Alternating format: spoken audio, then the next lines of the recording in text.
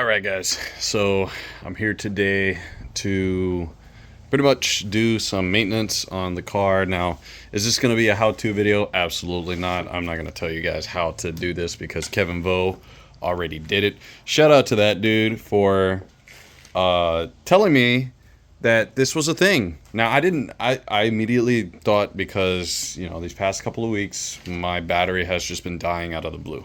And that's because it would get down to 12 volts, and then that's it. And then once it got down to 12 volts, it would not want to start up anymore. It would click. So I bought a jumper so that way I can continuously do it, turn it on. And eventually I just got fed up. So I started looking into batteries, and as soon as I got into looking at batteries, that's when Kevin Vo went ahead and talked about this issue, or this maintenance that you need to do on your GR86's batteries, which I didn't know this was a thing. So yeah, that is ultimately what we're doing today. But like I said, I'm not doing a how-to. I'm just gonna do it and probably just vlog it the entire time. And once I get done and over with, I'll end the video. But right now, what I do have is I have this thing right here. That's so that way I can inject the water into the battery. I do have some distilled water. I just bought some from Walmart. And then I also have my 10 mil so that way I can disconnect the battery. I do need pliers.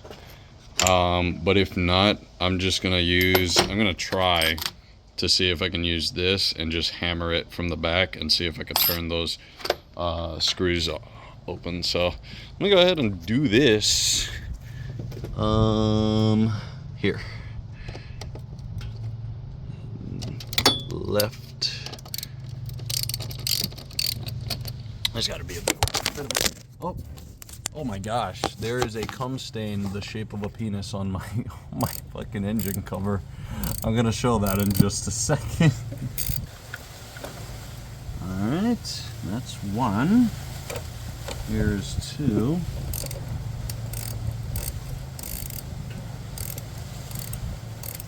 You gotta make sure. Okay. Yeah, it does say positive and negative, so I'm gonna be ensuring that I do not connect those backwards. And then, okay, so I'm gonna show you guys exactly what I did. Just disconnected the connectors to the battery. I know I said this is not gonna be a how-to, but I figured I'd just display it anyway. That way you guys aren't in the dark as to what I'm doing. Plus you get to see a little bit of what I'm doing. So next is, how am I supposed to get that one?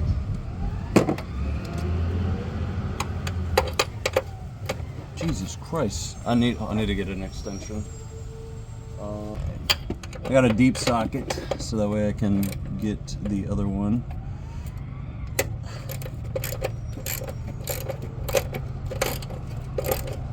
And just like every other car, essentially, they have, the way these are hooked up, it's just a hook.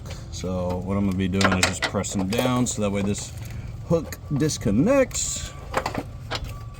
If this thing ever wants to disconnect itself.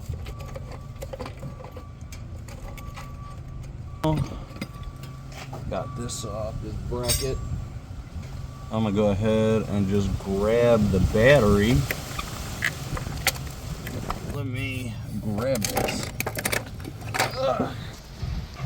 That is dirty. Look at all that. That's sand and shit. That's nasty. So gonna fill this thing to the top and then go from there.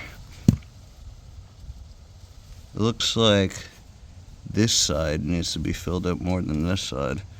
So yeah, I'm gonna do that real quick. Grab some water.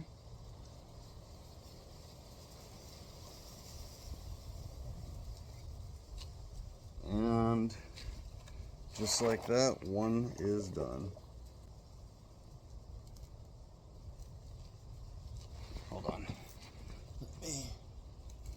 sure I'm not overfilling this shit. So do it on this side. It would make more sense to do it on this side considering the light is coming from that side. Alrighty. I'd like to shout out one more time, Kevin Bull, you're a real lifesaver. Because if this shit works, I'm gonna tell you right now, there wouldn't be a man that owns an 8.6 that wouldn't suck your dick. I'm just fucking around. But all in all, yeah, that is some really good information that I learned. I didn't know that this was a thing, so I'm hoping that this is it. I can go ahead and just cap these back up. I would just replace this fucking battery, but I mean, it's expensive. This is a lot cheaper. And it does help. I'm gonna wipe this down, make sure that all this is dry, actually clean. I'm gonna get the sleeve back on and make sure that it's put on properly, and then I'm gonna put it back in to the GR86, connect the terminals, and bolt down the bracket, or put the hooks back on and everything like that, and we should be good to go. So let me do that. Let me clean this one more time, and hopefully this solves my battery shortage problem, because I've been having it for a while. Now I can put the bracket back on. Short side, oh my goodness. Short side towards the cabin, long side towards the front. All right. And now you take that deep socket, clamp those things down again. Then we can connect the terminals. All right. Make sure red goes to positive.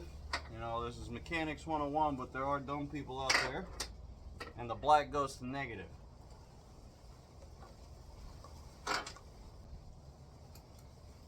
Just make sure it's nice and snug. You don't need to go Hulk strength on these things. Now, the true test. Will this thing turn on the moment I plug it or turn it on?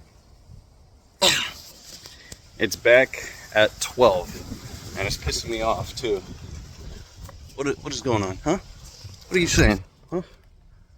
Okay, I heard the ding go off for a second. Let's see if it turns on. If not, I got some jumpers right here. Oh my. So it turned on even though it was at 12 amps or 12 volts, sorry. So that's fantastic, because earlier it would get down to 12 and it wouldn't even turn on. It would start the clicking sound, obviously that means that there's not enough juice in the battery for it to crank open.